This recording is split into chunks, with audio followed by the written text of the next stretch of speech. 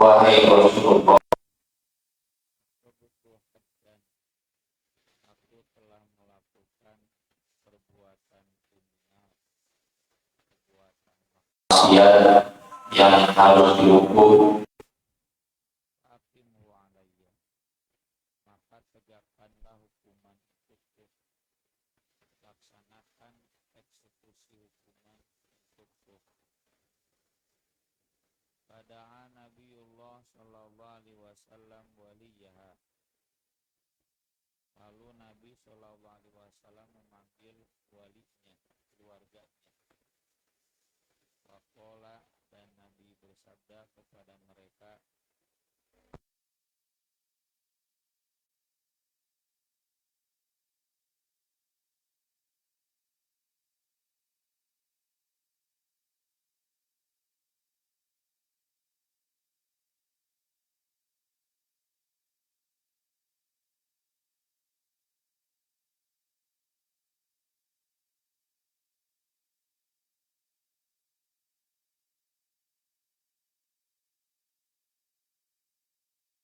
dibawa lagi ke Nabi Sallallahu Alaihi Wasallam. Fa'awiyah Nabiullah Sallallahu Alaihi Wasallam, lalu Nabi Allah Sallallahu Alaihi Wasallam memerintahkan agar perempuan itu masudat alaiha diyarha, diikat bajunya agar tidak tersikap aurat. amara biha farujimat, lalu Nabi memerintahkannya agar dilempar batu, dirajam, dan dirajam itu sampai mati. Tsumma shalla 'alaiha, kemudian Nabi mensolatkan perempuan tersebut. Wa qala lahu Umar, tapi Umar berkata kepada Nabi SAW, tusalli 'alaiha ya Rasulullah wa qad zanat, Anda mensolatkannya wahai Rasulullah SAW, padahal kan dia pelacur, dia pelaku zina, masa pelaku zina disolatkan? Ya. Qala, kata Nabi, laqad tabat taubatan, sungguh dia telah bertobat dengan satu tobat, lau kusimat, seandainya dibagi itu nilai tobatnya, kualitas tobatnya, baina sab'ina min ahlil Madinah, di antara 70 penduduk Madinah. Penduduk Madinah itu berarti orang-orang soleh, ya. Lawasi'atuhum, pasti cukup untuk 70 orang tersebut. Wal wajadta taubatan afdhala min anjadat binafsiha lillahi azza wa jalla, apakah kamu pernah menemukan tobat yang lebih baik daripada seseorang yang menyerahkan dirinya kepada Allah azza wa jalla? Ya. Wow, Muslim, hadis ini diriwayatkan oleh Imam Muslim. Pertanyaan Umar, kenapa Anda menyolatkan dia? Kan dia pelacur. Tentu beliau pahami dari sikap Nabi SAW yang tidak mensolatkan pelaku dosa besar. Contoh, yang menggelapkan uang ghanimah 3 dirham, Nabi tidak menyolatkan. Ketika ditanya kenapa, pokoknya silakan solatkan saja sama keluarganya, saya tidak akan menyolatkan. Ada uang yang dia gelapkan, setelah diperiksa ada cuma 3 dirham. 3 dirham itu berarti 30.000, ya. 3 dirham atau 3 dirham itu 0,3 dinar, ya. 30% dari harga 1 dinar kalau zaman Nabi. Jadi nilainya sangat kecil, tapi Nabi gak menyolatkan. Kemudian peminum khamr, Nabi nggak mau menyolatkan. Kemudian yang bunuh diri, Nabi tidak mau menyolatkan. Tapi bukan berarti Nabi melarang. Kata Nabi, shollu ala sahibikum, silakan solatkan sahabat kalian, keluarga kalian. Tapi Nabi tidak menyolatkan. Maka dari itu para ulama menyimpulkan bahwa pelaku dosa besar itu bukan haram disolatkan, tetapi sebaiknya tidak disolatkan oleh jamaah masjid, ya, oleh tokoh sebagai sanksi sosial. Tapi kalau mau menyolatkan keluarganya silakan, ya. Cuma kita yang jadi ahli masjid, yang di masyarakat masuk kelas khusus, ya, khawas, ahli-ahli masjid sebaiknya tidak menyolatkan sebagai sanksi sosial. Termasuk juga orang yang banyak utang, kan.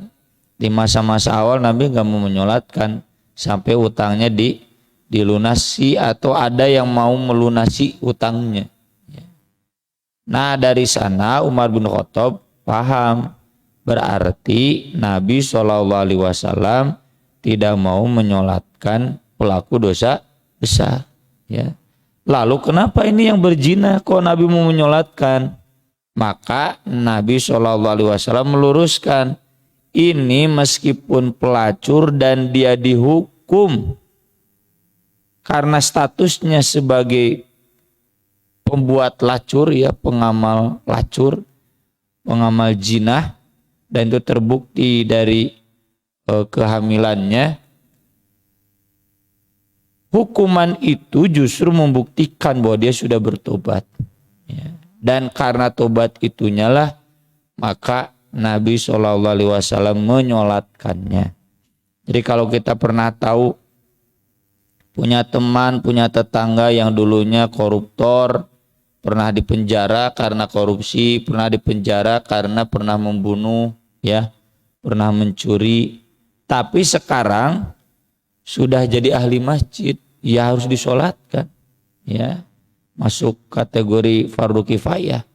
Dan kita yang tidak menyolatkan berarti mengabaikan pahala yang sangat agung.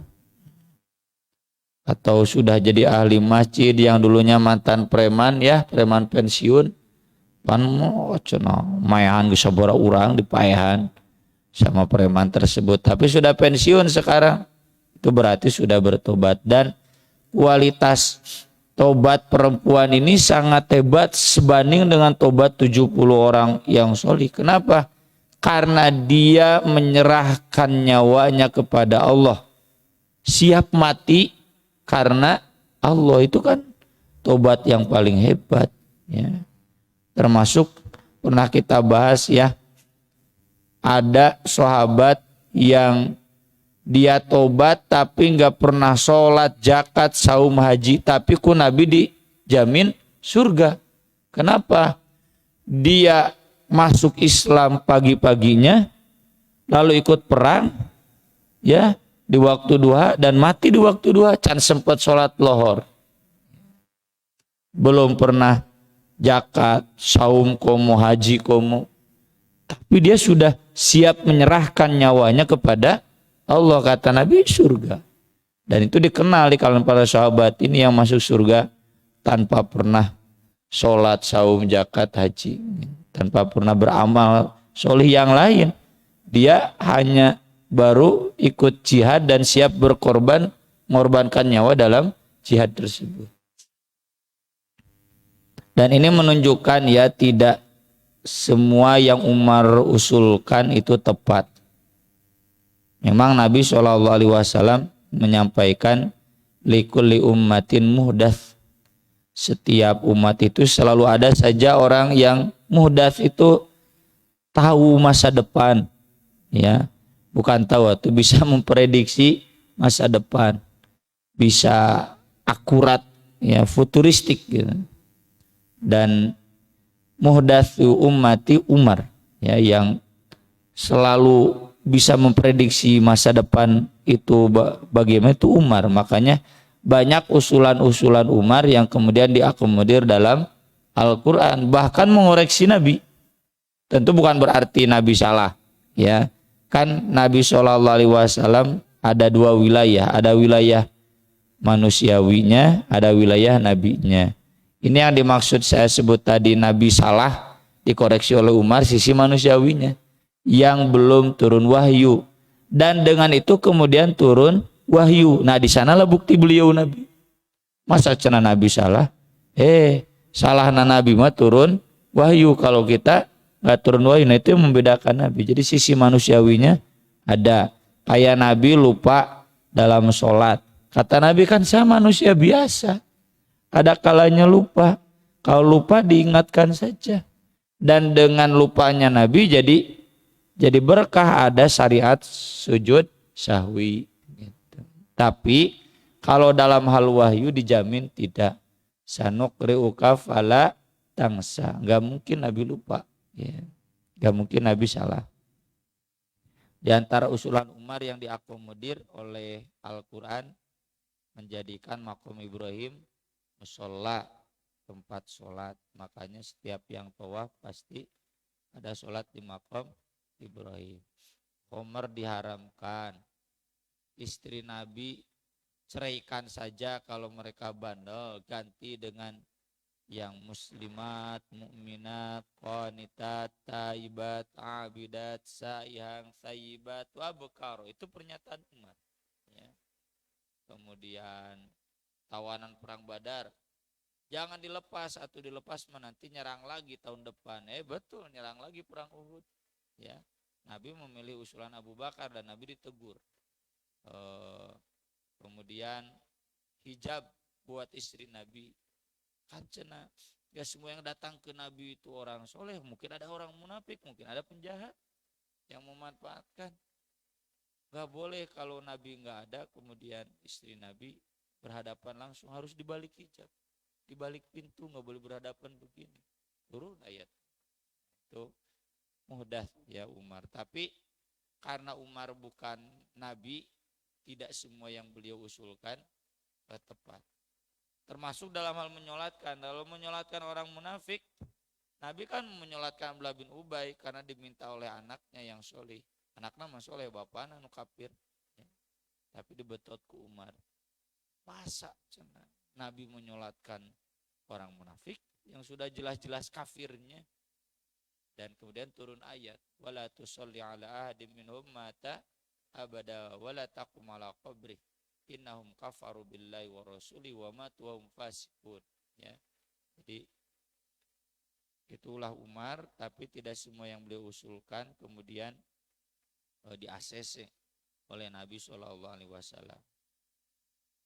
Hal lainnya dari hadis ini, perempuan ini dirajam berarti karena beliau atau karena dia jinahnya jinah muson. Jinah sudah menikah. Dia sudah menikah, kemudian jinah, maka hukumannya dirajam. Dirajam itu dilempar batu sampai mati. Kalau sekarang boleh dilemparnya dengan peluru alias ditembak sampai mati. Hukumannya hukuman mati. Kalau yang jinahnya belum pernah menikah, masih gadis muda-mudi, bujangan-bujangan ya yang belum menikah, maka hukumannya dicambuk 100 kali ya, kemudian diasingkan 1 tahun, tidak usah sampai mati. Tapi kalau yang sudah menikah itu hukumannya hukuman mati. Dan sebelum dirajam diikat dulu bajunya, khawatir kemudian tersingkap auratnya. Kemudian ini juga jadi dalil ya bahwa ketika perempuan yang berzina mau dihukum, selamatkan dulu janinnya. Ya.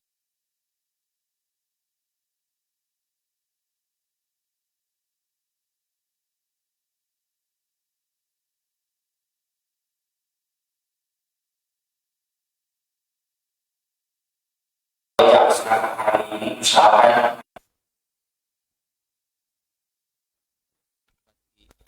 Salah satu kabupaten di Jawa Barat kan, dia ditangkap kasus korupsi, tapi sedang hamil, boleh ditangguhkan sampai lahir anaknya gitu, boleh.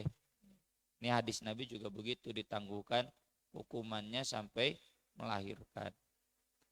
Kemudian ini catatan berikutnya dari hadis ini. Hadis ini memastikan kalau ada perempuan pezina lalu dia datang ingin dihukum, berarti dia bertobat. Tapi bukan berarti tobat pelaku pelacuran itu harus dihukum. Terlebih hukuman itu hari ini sedang tidak ada di bumi kita, ya, di dunia ini nggak ada. Walau alam di Saudi masih ada atau tidak, ya, karena sekarang Saudi kan sedang liberalisasi dan sekularisasi. Apalagi di Indonesia. Dan Nabi SAW di dalam Bulughul Maram, Pak, ya, di bab hudud,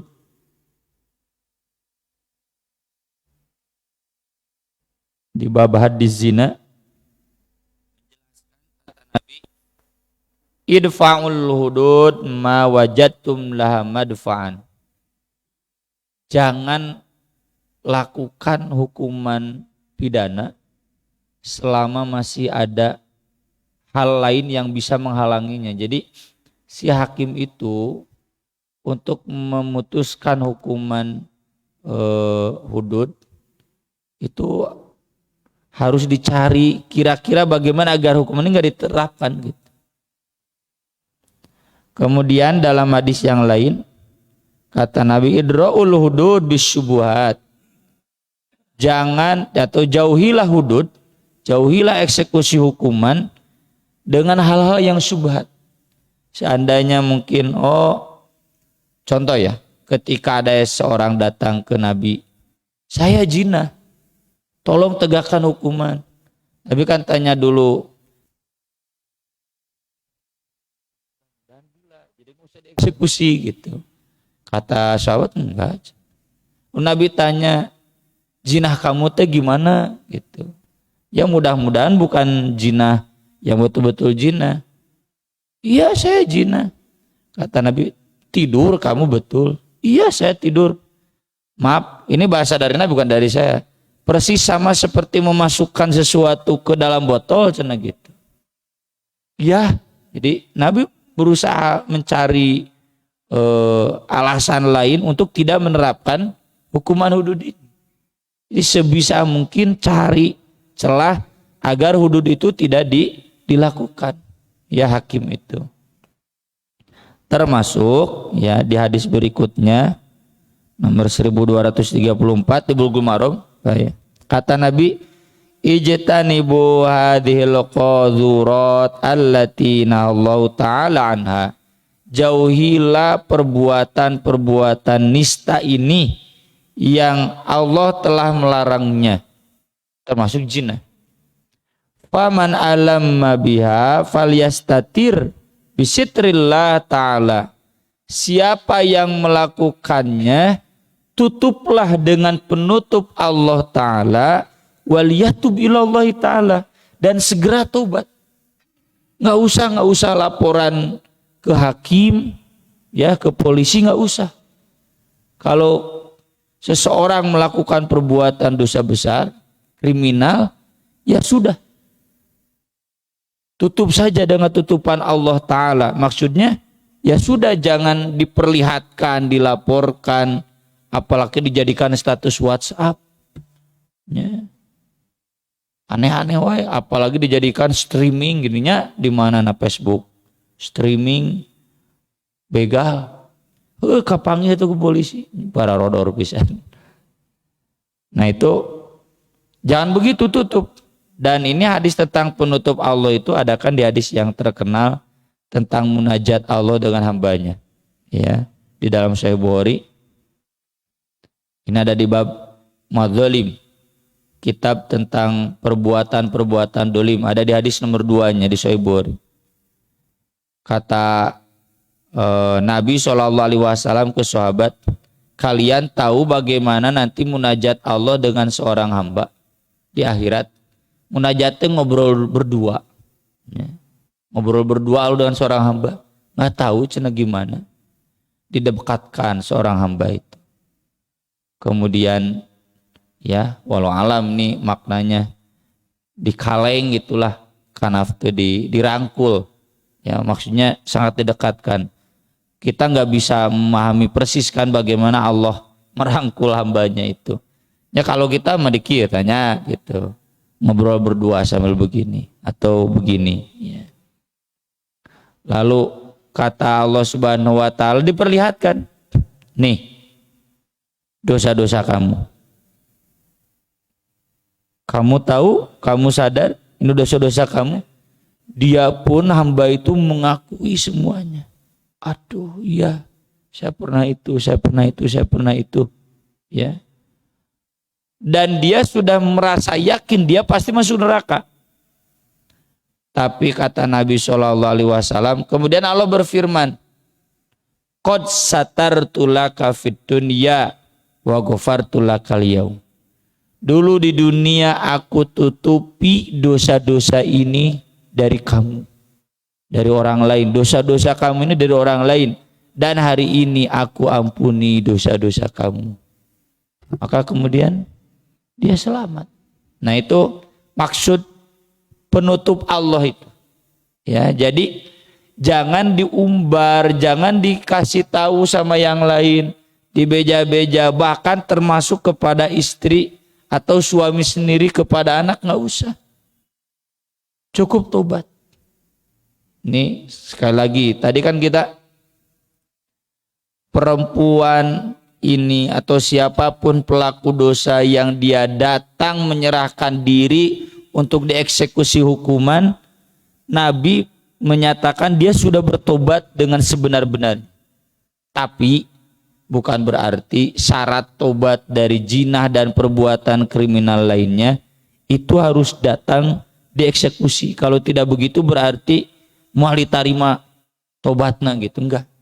Karena berdasarkan hadis ini, siapapun yang mengamalkan perbuatan kriminal udah tutup, tobat saja kepada Allah.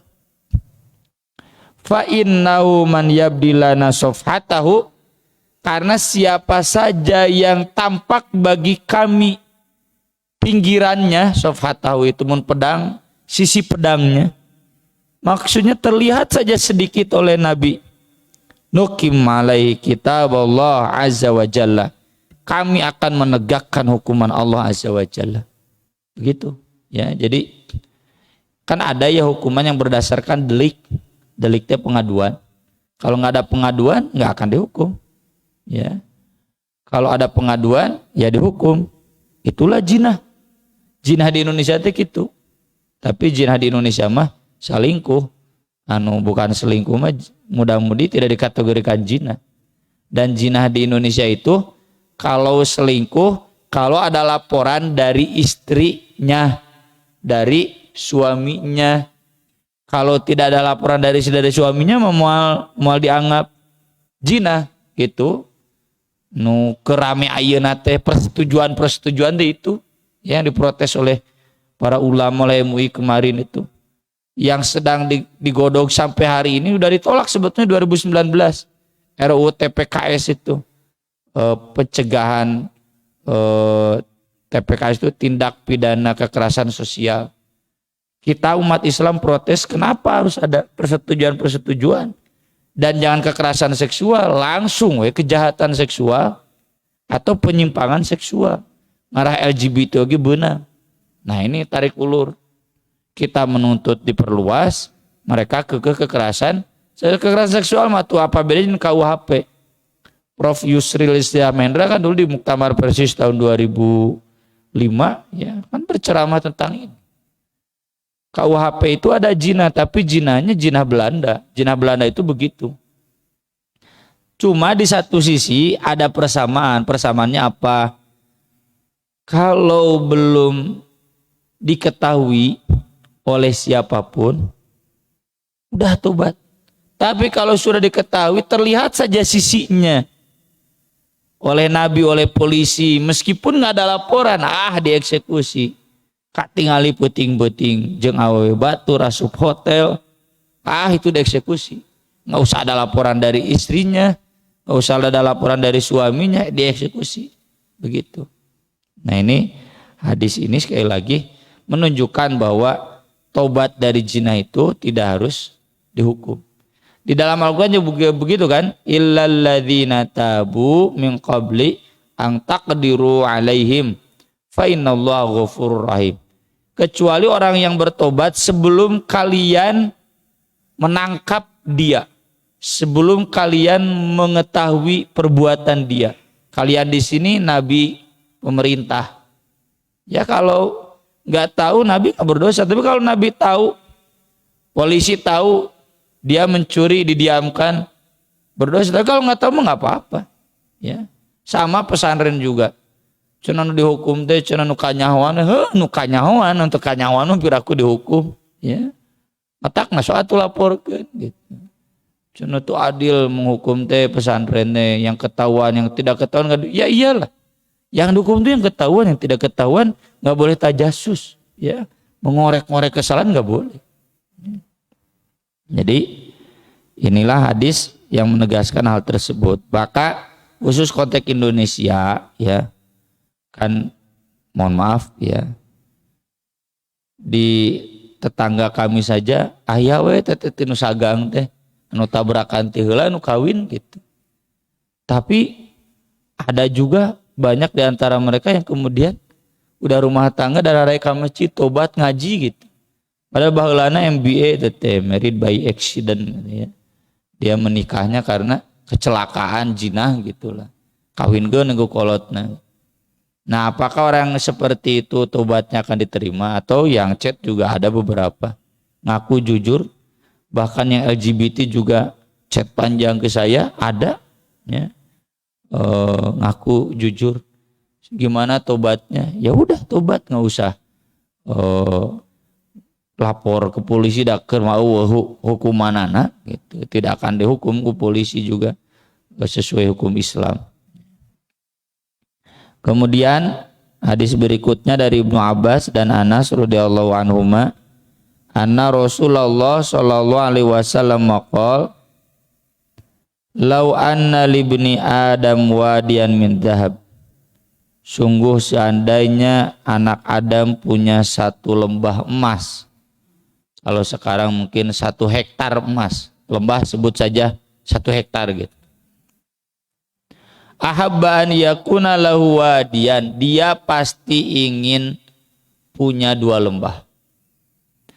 Walan yamla afahu illa turab. Dan tidak akan ada yang bisa memenuhi mulutnya kecuali tanah. Dalam riwayat lain sudah punya 2 hektar, dia pingin 3 hektar. Terasa kan Pak? Ya. Udah punya rumah 1, hayang 2. Satunya lagi buat kontrakan atau nanti kalau anak udah gede buat anak. Geus boga 2, hayang 3. 3 hayang 4 terus nggak ada akhirnya. Tapi kan kali 50 oge. Ya, punya rumah banyak. Kalau istri begitu, Pak? Harta begitu, udah punya penghasilan 10 juta. Aduh, cenamun 20 juta. Udah punya 20 juta, hayang 30 juta. Terus begitu. Gak mungkin ada yang bisa memenuhi nafsunya kecuali tanah. Apa tanah teh? Mati. Tapi kan kapaeh. Wa yatubullahu ala man taba. Tapi Allah selalu menerima tobat orang yang bertobat. Nabi kemudian membacakan ayat Alhaakumut takatsur hatta zurtumul maqabir, sampai kalian datang ke kuburan, maksudnya mati. Alhaakumut takatsur, kamu selalu tersibukkan, terbuai oleh nafsu memperbanyak harta. Apa kaitan hadis ini dalam bab tobat dan Nabi sebut tobat? Nafsu kita ingin menambah harta, dosa. Ustaz, kalau begitu nggak boleh kaya, wajib, tapi jangan ada nafsu takatsur. Kita ingin jadi orang kaya agar bisa menyumbang fakir miskin, taeta wajib. Kita harus menjadi orang kaya agar bisa menyumbang nu ngabangun masjid ya. Kami sedang bangun masjid kutab ya atau sekolah SD. Ada yang nyumbang kan banyak ya. Maaf saya sebutkan namanya Pak Haji Yayan. Saya bilang ke jamaah tuh mata ke wajib jadi jelma beunghar teh. Ini masjid megah begini nggak mungkin kan begini marariskin kabeh mah. Ini kan berkat donasi orang-orang yang dermawan yang kaya. Nah, nu miskin mah orangnya sahabak oge ada moal beres masjid. Bikin kakolot oge. Ini masjid megah Arisala begini bangunannya manfaat buat umat ini karena orang kaya. Jadi jangan ada nafsu kaya karena takasur. Karena nafsu hayang loba agar terlihat takasur kasir banyak. Agar status sosial saya ingin mengalahkan Haji Anu yang dulu pernah menghina saya, dosa. Jadi dia memang status sosialnya ingin mengalahkan orang kaya di kampung itu yang dulu pernah menghina dia, durhaka. Ya. Jadi harus kaya, tapi kayanya agar nih pesantren di sini di Arisalah semua santrinya gratis, semua pengajarnya sejahtera. UMR pancan aya nu kitu teh nya harusnya harus ada aya meureun ngan abdi teh apa ya. Tapi kalau yang membangun bangunan sampai beres alhamdulillah sudah ada ya.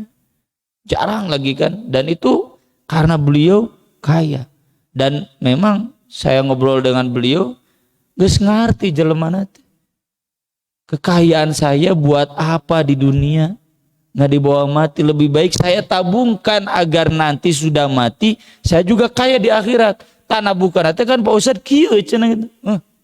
Mun kabeh nu beunghar kieu. Jadi yang dikritik oleh hadis ini orang yang ada ingin nafsu kaya karena ingin terlihat banyak, takasur. Karena ingin terlihat sebagai orang kaya dosa. Ya, tobat, buru tobat. Ya. Sebelum mati. Terakhir ini hadis yang sudah kita singgung kemarin ya tentang pembunuh tapi masuk surga. Kalau yang dulu pembunuh dan yang dibunuh masuk neraka, kalau ini pembunuh yang dibunuh masuk surga. Bagaimana kasusnya? Kata Nabi SAW, yadhakullah subhanahu wa ta'ala ila rajulaini. Allah subhanahu wa ta'ala tersenyum melihat dua orang laki-laki yaqtulu ahaduhumal akhar yadkhulanil jannah. Yang satunya membunuh yang satunya lagi, si A membunuh si B, tapi dua-duanya masuk surga. Kalau yang hadis yang dulu dua-duanya masuk neraka, kalau ini dua-duanya masuk surga. Sahabat tanya, kenapa bisa begitu? Kan Nabi dulu dua-duanya masuk neraka.